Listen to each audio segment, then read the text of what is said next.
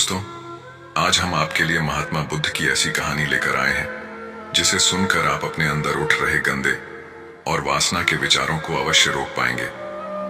उससे पहले अगर आप भी भगवान बुद्ध को दिल से मानते हैं और उनके सच्चे भक्त हैं तो कहानी को पूरा सुने और चैनल को सब्सक्राइब करके कमेंट बॉक्स में नमो बुद्धाय अवश्य लिखें। एक बार एक युवक गौतम बुद्ध के पास आया और गौतम बुद्ध से बोला कि हे बुद्ध, मेरे मन में इतने गंदे विचार क्यों आते हैं।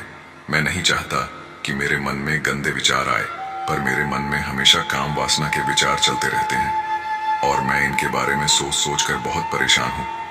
मेरी ऊर्जा और समय यह सब सोचने में ही नष्ट हो जाता है और इन सब के विचारों की वजह से मैं कभी भी शांत नहीं रह पाता और मैं हमेशा ही स्त्रियों को देखकर मोहित हो जाता हूँ, अपने आप को रोक ही नहीं पाता।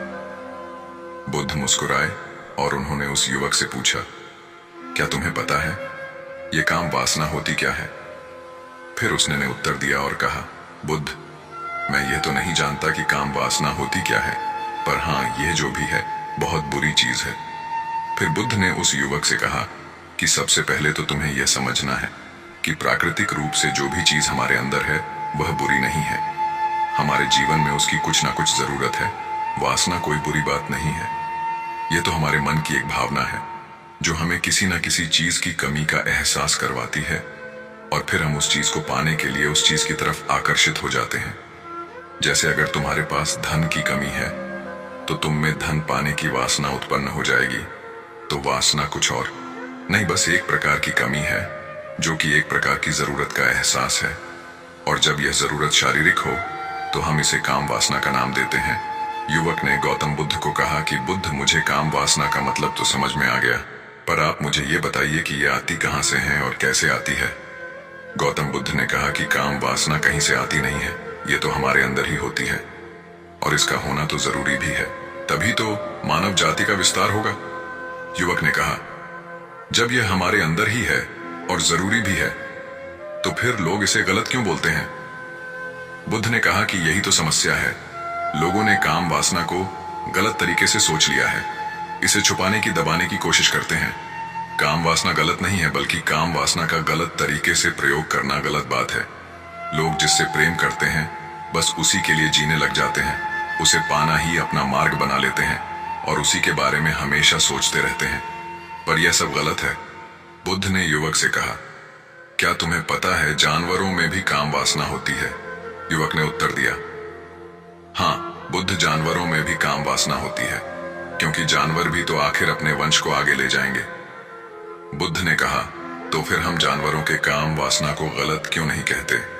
युवक ने कहा, मुझे नहीं पता महात्मा, आप ही मुझे बताइए। गौतम बुद्ध ने कहा कि जानवर अपनी काम वासना का प्रयोग आनंद प्राप्ति के लिए नहीं करते, वह तो सिर्फ संतान उत्पत्ति करने के लिए काम वासना का उपयोग करते हैं। जानवरों को प्रकृति ने इतनी समझ नहीं दी कि वह काम वासना को अपने सुख का आधार बना सके। मनुष्य अपनी समझ के बलबूते पर प्रकृति में पाई जाने वाली प्रत्येक वस्तु को अपने सुख के लिए प्रयोग करता है।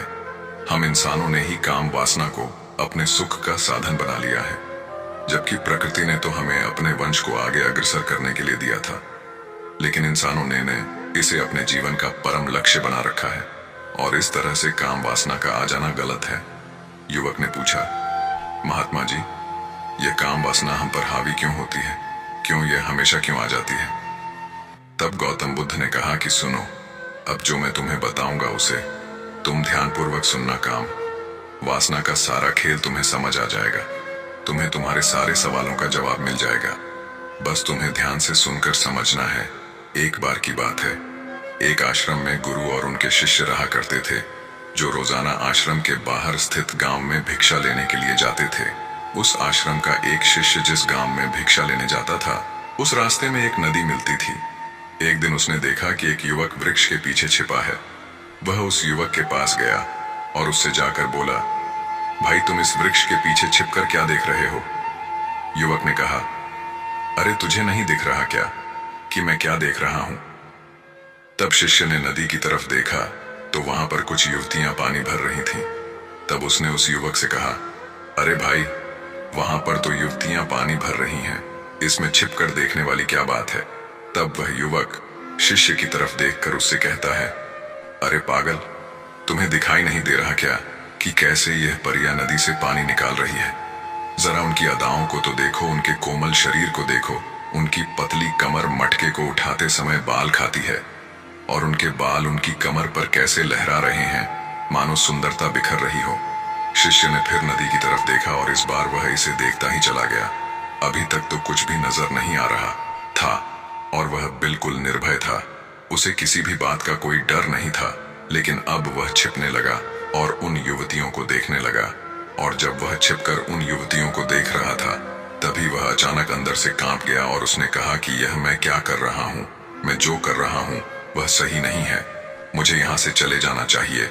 और फिर वह जल्दी से वहां से चला गया। वह आश्रम पहुंच जाता है। आज जाकर वह अपने कार्यों में लग गया, लेकिन जो अभी वह देखकर आया था वही उसकी आंखों के सामने बार बार आ रहा था। उसके मन में वही दृश्य चल रहा था। उसका मन वही सब कुछ देखने के लिए उतावला हो रहा था। उसका किसी भी काम में मन नहीं लग रहा था। सुबह होते ही वह जल्दी ही भिक्षा के लिए आश्रम से निकल जाता और उस नदी के पास वाले वृक्ष के पास जाता जहां पर वह युवक पहले से मौजूद रहता था। उसके साथ मिलकर युवतियों को छुप छुप कर देखता था। अब वह रोज ऐसा करने लग गया। यह उसके रोज का काम हो गया। अब उस शिष्य का मन किसी भी काम में नहीं लगता था। वह हमेशा ही किसी न किसी प्रकार के विचार में उलझा रहता। वह आश्रम के कार्यों को भी ठीक तरीके से नहीं कर रहा था। न वह ठीक से सो पाता था, न वह ठीक से खाना खा पाता था। उसका मन बेचैन सा रहता था। उसका मन बार बार उन युवतियों के सौंदर्य को देखने के लिए लालायित होता रहता था। जब गुरु दीक्षा देते तब भी उसका मन कहीं और विचारों में खोया रहता था। गुरु ने अपने शिष्य की इन हरकतों को भांप लिया था। तब एक दिन गुरु ने शिष्य को अपने पास बुलाया और कहा कि आज से मैं भी तुम्हारे साथ भिक्षा मांगने चलूंगा। तुम और मैं साथ साथ भिक्षा मांगने चलेंगे। तभी शिष्य गुरु को मना करते हुए बोला, नहीं गुरुदेव, आप परेशान क्यों हो रहे हो? मैं अकेला ही ठीक से भिक्षा मांग सकता हूँ। गुरु ने शिष्य से कहा कि ठीक है, तुम अकेले ही भिक्षा मांगने जाओ। शिष्य तुरंत वहां से भिक्षा मांगने के लिए निकल गया। उसके जाने के बाद गुरु भी आश्रम से निकल गए और शिष्य का पीछा करने लगे कि वह कहाँ जाता है, किससे मिलता है। यह सब देखने के लिए उसके पीछे पीछे चलने लगे। कुछ आगे जाने के बाद गुरु ने देखा कि उनका शिष्य एक युवक के साथ एक वृक्ष के पीछे अपराधी की तरह छिपा हुआ है और छिपकर कुछ देख रहा था। गुरु भी अपने शिष्य के पीछे गए कि आखिर उनका शिष्य क्या देख रहा है, जिसे देखने के लिए वह वृक्ष के पीछे अपराधियों की तरह छिपा हुआ है। गुरु ने देखा कि उनका शिष्य वृक्ष के पीछे छुपकर युवतियों को देख रहा था जो कि नदी से पानी भर रही थी। तभी गुरु ने शिष्य को कहा कि तुम क्या देख रहे हो? अपने गुरु की आवाज सुनकर वह शिष्य घबरा गया और उसके पसीने छूटने लगे। वह थर थर कांपने लगा, जैसे किसी चोर को चोरी करते समय रंगे हाथों धर लिया हो। उसकी हालत खराब हो गई। वह कुछ भी नहीं बोल रहा था। उसके मुंह से कुछ टूटे फूटे शब्द ही बाहर निकल रहे थे। वह अपने गुरु से नजर भी नहीं मिला पा रहा था।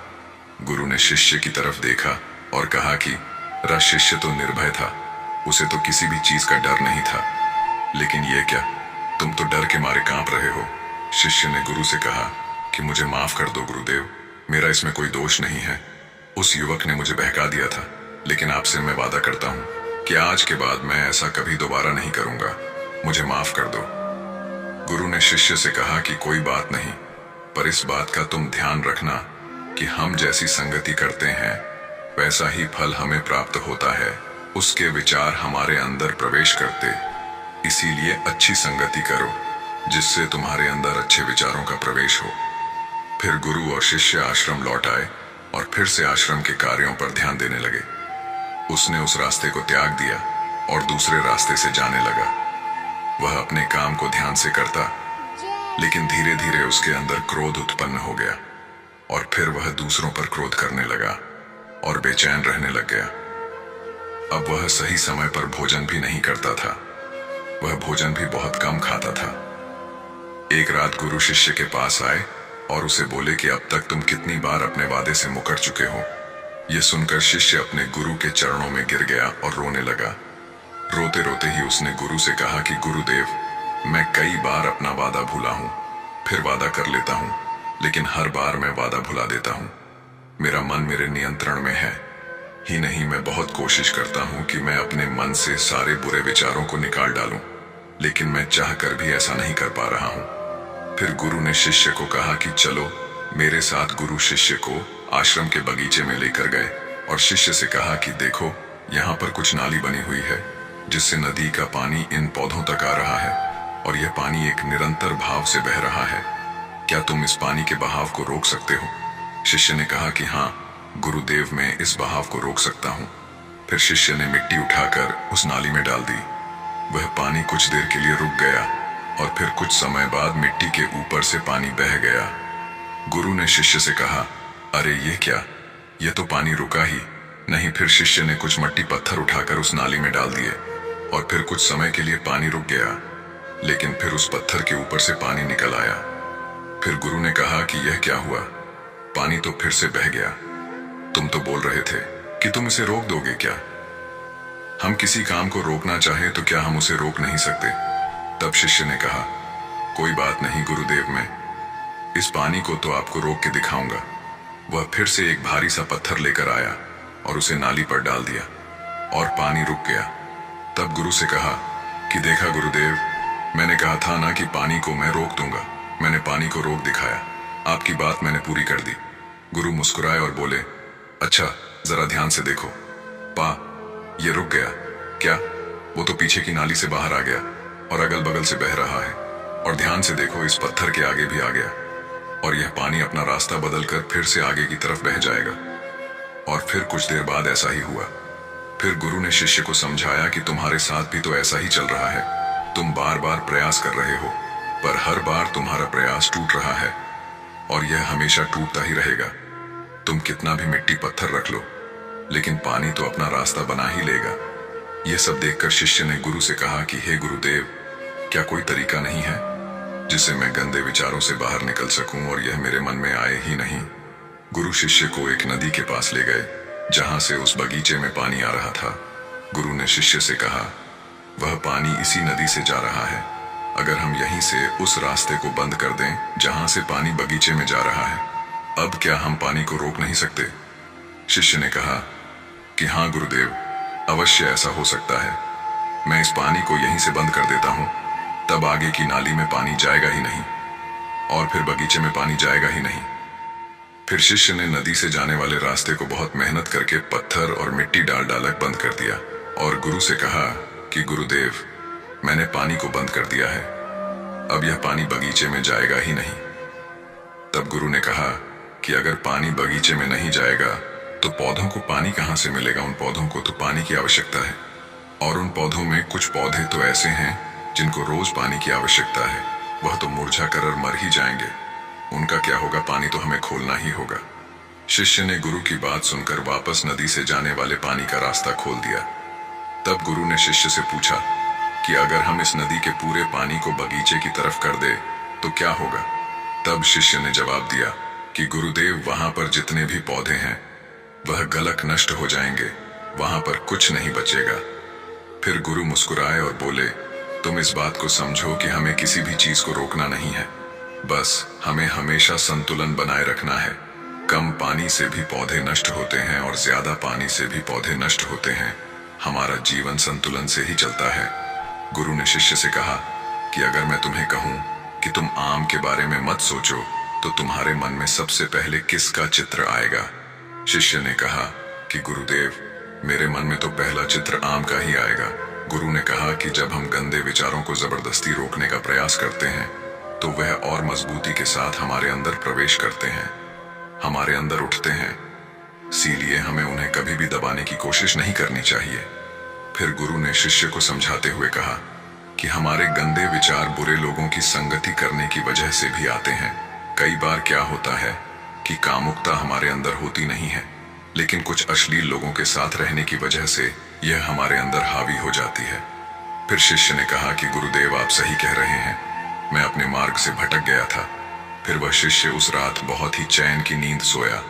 सुबह अपने कार्यों को पूरे मन से किया और फिर सुबह वह भिक्षा लेने के लिए उसी रास्ते से गया जहां वह युवक आज भी वृक्ष के पीछे छुपकर उन युवतियों को देख रहा था। वह शिष्य नदी पर गया जहां वह युवतियां पानी भर रही थीं। उसने उनसे पानी मांगा। उनमें से एक ने उसे पानी पिलाया और उस सन्यासी शिष्य के चरण छुए। शिष्य ने उसे आशीर्वाद दिया कि तुम्हारा कल्याण हो। उसका मन सकारात्मक ऊर्जा से भर गया। उसके चेहरे पर मुस्कान आ गई थी, जैसे कि उसे कुछ खोया हुआ वापस मिल गया हो। वह वापस अपने रास्ते से जाने लगा। तभी पीछे से वह युवक आ गया जो वृक्ष के पीछे छुपा हुआ था। वह शिष्य के पास आया और बोला कि क्या बात है, आज तो तुमने नजदीक से दर्शन कर लिए। तुम तो मुझसे भी आगे निकले। तब शिष्य ने कहा कि हम हमेशा दूसरे के दर्शन करने में ही व्यस्त रहते हैं, अपने दर्शन कर ही नहीं पाते। तुम कब तक इस वृक्ष के पीछे छुपते रहोगे? किसी को पसंद कर लो, उससे बोल दो। अगर वह भी तुम्हें पसंद करती है तो शादी कर लो, और उससे पहले तुम कुछ बन जाओ। अपने आप को पहचान लो। ऐसे अपना समय बर्बाद मत करो। फिर वह युवक रोज उससे मिलने लगा और उस युवक ने नदी पर जाना त्याग दिया। और फिर वह युवक अपने जीवन में कुछ बनने के लिए संघर्ष करने लगा। तो तुमने देखा संगति का असर क्या होता है। अपनी संगति बदलो, अपने विचार बदलो। बुद्ध ने युवक से पूछा कि क्या तुम्हें तुम्हारे सारे सवालों का जवाब मिल गया? तब युवक ने कहा कि हाँ महात्मा जी, आपका बहुत बहुत धन्यवाद।